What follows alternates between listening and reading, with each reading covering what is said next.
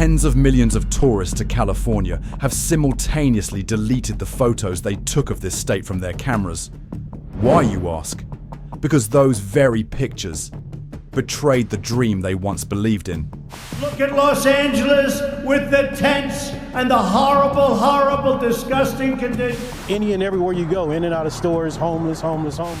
Once a symbol of the American dream, California is no longer the place of life-changing opportunities that people yearn for. 9.2 million people have left this state in recent years, seeking a stable life elsewhere.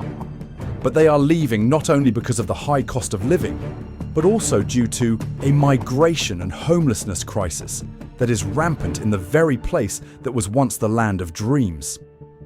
Tourists come to California to admire the majestic nature along with the sparkling American dreams from the signs of famous Hollywood movies. But what they do not expect is that slums are taking over the streets that were once filled with light. Thousands of homeless people live in darkness, not only on the sidewalks, but also right in the famous tourist centers. In today's video, we will take you to the heart of the crisis, where California is gradually becoming a symbol of collapse, and the American dream exists only in the illusions of those who have to sleep on the sidewalks. Every making year, it less viable millions for of many tourists residents. flock to the Golden State, with an image deeply ingrained in their minds through decades of films and postcards. California, the land of light, of opportunity, where you can watch the sunset by Malibu Beach, stroll under the palm trees in Beverly Hills, and who knows, perhaps bump into a movie star at a roadside cafe. For millions of tourists around the world, and even for many Americans from other states, California has never simply been a destination. It is a dream wrapped in sunshine, a symbol of free and prosperous America, where people believe that with hard work, you can start your life over from scratch. They arrive with cameras in hand, excitement in their hearts, and a very classic belief that there are places in the world where everything is still as beautiful as what we see in the photos. But when they stepped off the LAX airport and began their journey, the harsh contrast quickly unfolded before their eyes. It didn't take long to realize that the dazzling images in the promotional campaigns were just a carefully selected slice, and sometimes even contained deception. Instead of the blue sea and swaying palm trees, what they encounter are tents piled up on the sidewalks, people huddled on thin mattresses, squeezed between supermarket carts filled with personal belongings, trash drifts beneath the electronic billboards, covering the streets that were once considered the tourist hotspots of the world. The old postcards, depicting a California of light and dreams, are no longer enough to cover the layer of dust of reality. They're the images alarming Californians. In LA, the homeless on places like the Hollywood Walk of Fame and along the iconic Venice Boardwalk. Venice Beach used to be a symbol of freedom and creativity, where street performers entertained under the afternoon sun and tourists took pictures with vibrant murals. Now, that beach has become an involuntary shelter for hundreds of homeless people. They set up camp along the pedestrian walkway, huddled under makeshift shelters, where the sea breeze blows through but brings no hope. According to a report from the California Homeless Services Agency, more than 187,000 people are living on the streets across the state. In Los Angeles alone, that number is around 75,000 people, of whom nearly 75% live entirely outdoors, in broad daylight, in vehicles, tents, makeshift encampments with nowhere to go. They once had a life like ours, before everything fell apart after a small incident. Losing a job, illness, or simply the rent increasing by $500 a month. Tourists, who were originally outsiders, have now become unwilling witnesses to this crisis. A retired engineer from Boston, who once had fond memories visiting California in the 90s, returned in 2025, hoping to find a taste of the golden days. But what he saw left him speechless. He shared, "California was once my lifelong dream, but when I set foot here, I just wanted to go back to Boston immediately. The people living in this promised land, look as if they are trapped in a never-ending nightmare. It's not just disappointment. That is the shattering of trust. When a person who once believed in this symbol can no longer face the ruins here. And that feeling, smouldering and spreading, from hotels and restaurants to every street corner where the neon lights are not strong enough to illuminate. When a place once called the Paradise of Lights becomes a stage of oblivion, no one remains outside the story anymore. And if even the outsiders, the tourists from afar, feel terrified by that transformation, then can those who live here still have the strength to believe that the American dream still exists?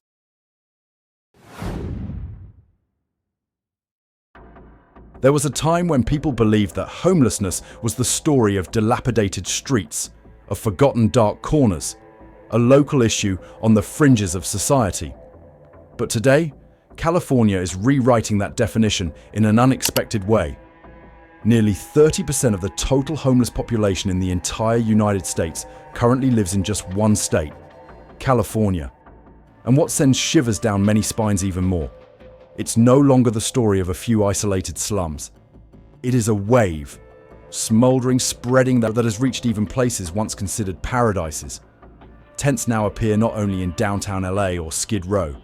They line the Santa Barbara Coastal Highway, pitched right next to the sands of Venice Beach. A place once solely associated with skateboarding and sunsets. In San Jose, on the outskirts of Almaden. Quicksilver National Park, once a weekend picnic spot for families, now serves as an overnight shelter for those who can no longer afford a roof over their heads. Even in communities once ranked among the richest in America, the shadow of tent camps still creeps in as a warning. The cause does not simply lie in the number of homeless people, but in the decline of the support system. The rent in California has doubled in less than a decade. A one-bedroom apartment in Los Angeles averages over $2,700 per month, a staggering figure that pushes even those with stable jobs out of the housing market. Meanwhile, social housing policies, shelters, or welfare projects often fall into a state of stagnation, shortage, or are opposed by local residents themselves. At the same time, the wave of internal migration and illegal immigration to California has overwhelmed all resources. The shelter system is always in a state of full capacity. Many people, especially the elderly and women, are forced to sleep outdoors, regardless of how harsh the weather is or how high the danger level on the streets. The most obvious symbols of this breakdown are the national parks and beaches. Public spaces, once nurturing communities, are now places of existence for those who have lost both community and the right to live as human beings. And when the image of precariousness and neglect no longer resides in a corner of the street, but is present even in the most beautiful, livable places, perhaps we should stop calling it a social issue and start calling it by its true name, a systemic crisis. An instability has deeply rooted itself in the foundation, turning what was once the pride of California into a symbol of despair. When areas once considered symbols of freedom have now become refuges of despair, can we still call this a normally functioning society? And if California, the richest state in America, has allowed this to happen in silence, then where else is immune to the same fate? Once likened to the gateway to America, California has become a dream destination for decades, not only for tourists but for millions seeking a new beginning. From Central America to Southeast Asia, from Africa to the Middle East, the wave of people seeking their way to California has never ceased. They bring with them hope that the land that once nurtured the dreams of millions of Americans could become a place of rebirth for themselves. But while the influx of people continues, another wave is quietly leaving California. Native-born Americans, who were born and raised here, are starting to flee from the very place they once called home. In the span of a decade, more than 9 million people have left the state, a number that raises significant questions among many experts about the motivations that drove them away from what was once considered the promised land for millions.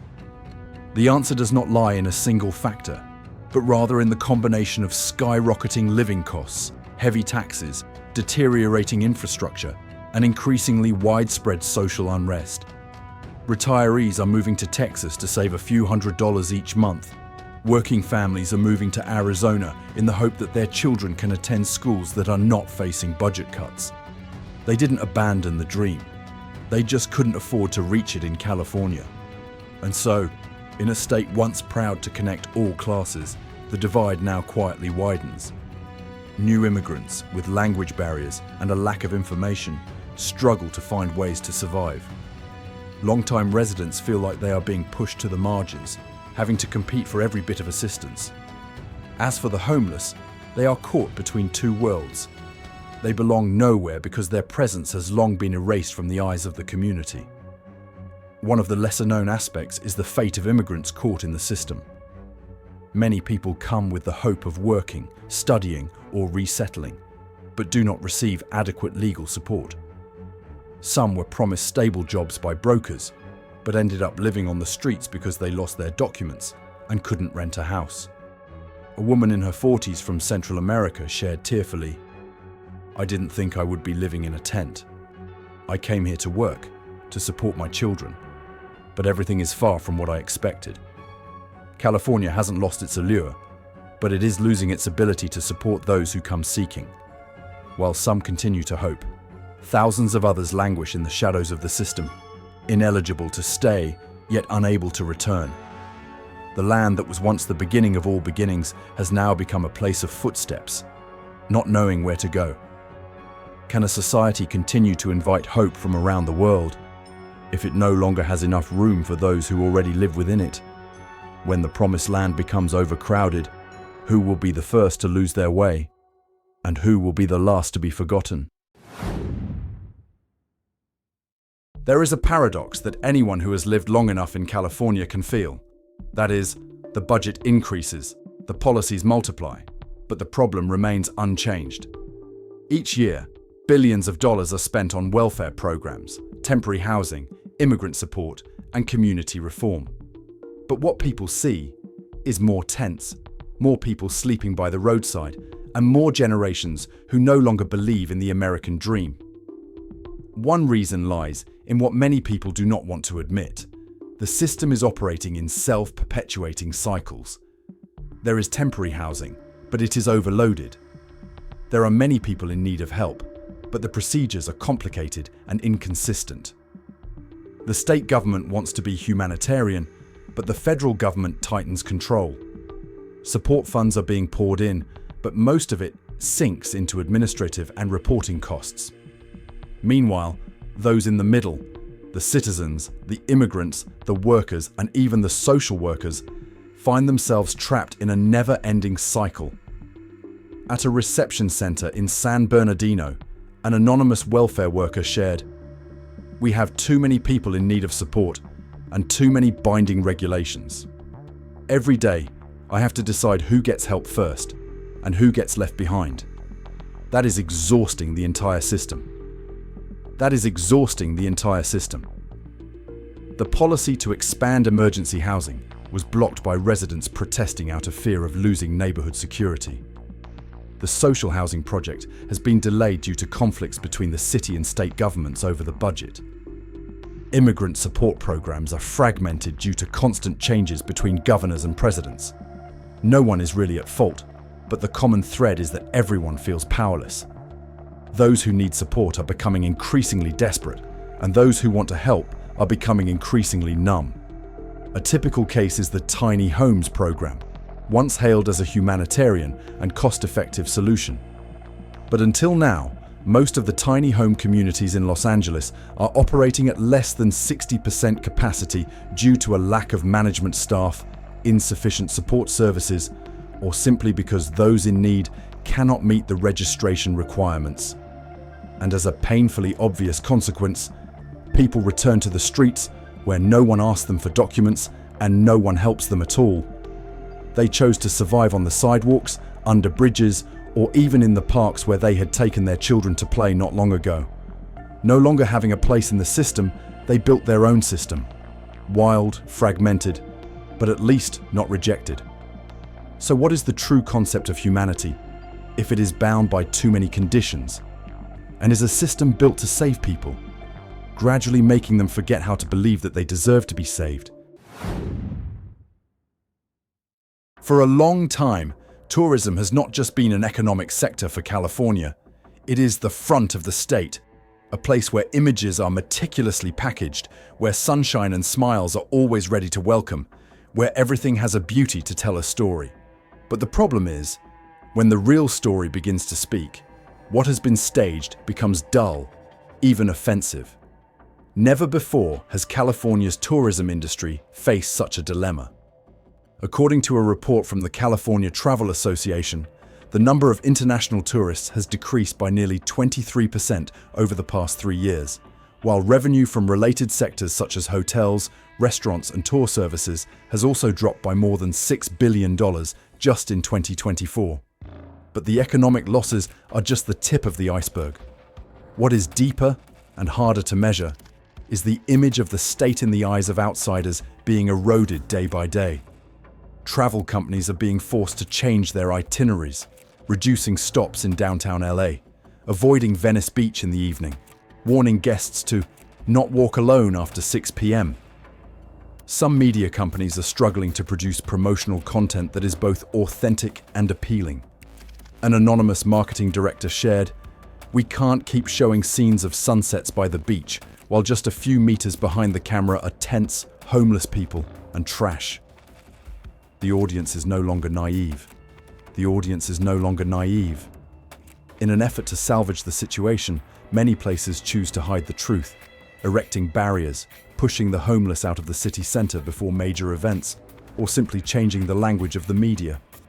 In an effort to salvage the situation, many places choose to hide the truth, building barriers, pushing homeless people out of the central areas before major events, or simply changing the language in the media. But that concealment, instead of softening the image, makes the public feel betrayed. Because when tourists, who are usually considered valued guests, also feel shocked and scared, it is clear that the issue no longer lies in the patchwork, but in the very structure of the story. Some other cities are going in the opposite direction, confronting, acknowledging, and repositioning their image. They no longer use California as an unchanging paradise, but as a land grappling with challenges, where real, genuine, and sometimes harsh experiences become part of the journey of human exploration. But that requires courage, and a media system sophisticated enough to tell the story without sugarcoating, blaming, or avoiding. And then, a quiet question was raised during a travel seminar in San Diego. Are we selling a dream that no longer exists? And if so, what is it that California is truly offering to tourists? A living experience or a feeling of betrayal? There are places where just hearing the name can inspire people. No need for much explanation, just a photo on Hollywood Boulevard, a video of skateboarding at Venice Beach, or a picture of the Golden Gate Bridge glowing red in the morning mist is enough to make people believe. That place is a dream. But the very places that once represented the light and hope of California are now becoming a mirror reflecting another truth: the silent decay within the heart of the icons. Hollywood Boulevard, once bustling with tourists every evening, is now a place where you need to look down, not to find a movie star, but to avoid stepping on syringes, puddles of dirty water, or the lives curled up on the pavement. The stars on the Walk of Fame are still there, but they are nestled among tattered blankets, makeshift luggage, and trash that no one cleans up. During the day, it can still be masked by the noise of people and the scorching sun. But when night falls, this place becomes desolate, like an abandoned stage after the show. A tourist from South Korea wrote on a travel forum, "I used to think Hollywood was the brightest place in America, but last night I only saw darkness shrouding every corner of the street. But last night I only saw darkness enveloping every corner of the street. Venice Beach, once a symbol of youth and creativity, is now shrouded in a sense of uncertainty. Where street artists once performed jazz drumming and skateboarders glided through the afternoon sun, now homeless people set up camp with plywood and old tarps. A local young man who grew up here said, "I used to take my board to the beach, now I take my blanket because I have no home anymore. Back then I took my board to the sea, now I take my blanket because I no longer have a home." The mid-air spins on the skateboard, once a symbol of limitless freedom, are now just memories. Now, every movement in Venice carries a worry. Being asked for money, seeing someone collapse from exhaustion, or inadvertently witnessing a crisis unfold right before your eyes. And the Golden Gate, the proud red bridge spanning San Francisco Bay, once hailed as a symbol of free, modern, connected America, has now become a silent slice of helplessness. Tourists still come, still take pictures, but now they have to adjust their lenses to avoid capturing the scene of tents springing up along the shore. Some locals call that bridge the symbol connecting the shores of hope and reality. But more and more people are asking, what is it connecting? Or is it witnessing the two sides drifting apart forever? California is not lacking in symbols. But when those very symbols, places once used to inspire, now become the backdrop for ruin, the impact no longer lies in the imagery, but in the emotions. People not only lose a destination, but also a part of the memory of America that once made them proud. California today is not just a land with many problems. It is a symbol posing a question for the entire nation. How did a place that once represented freedom, creativity, and opportunity become the clearest example of fatigue, decay, and injustice? Not everyone can solve everything. None of us bear that burden alone. But there is one thing that each person can do: not turn their back. Because the people living in the camps, under bridges, in parks, on sidewalks, are not just homeless. They are a part of us. They were once neighbors, colleagues, classmates, waitstaff at your favorite restaurant, or even your bus driver. And if one day society no longer sees them, it will also be the moment it loses itself. If you think this video needs to be spread, please like, share, and subscribe to help us bring real stories to more people. Not to incite outrage, but to awaken what this society needs more than ever: understanding, awareness, and humanitarian action. This video is created for educational purposes, social analysis, and sharing community perspectives. All data and situations are compiled from press sources, government reports, social media, public forums, and information from eyewitnesses at the scene. We do not assign blame to any individual or organization, do not promote extremist behavior, and do not draw political conclusions. Instead, we hope to open honest dialogues so that each of us not only watches the video, but also reflects on our own city, our own community, and our own role in this story.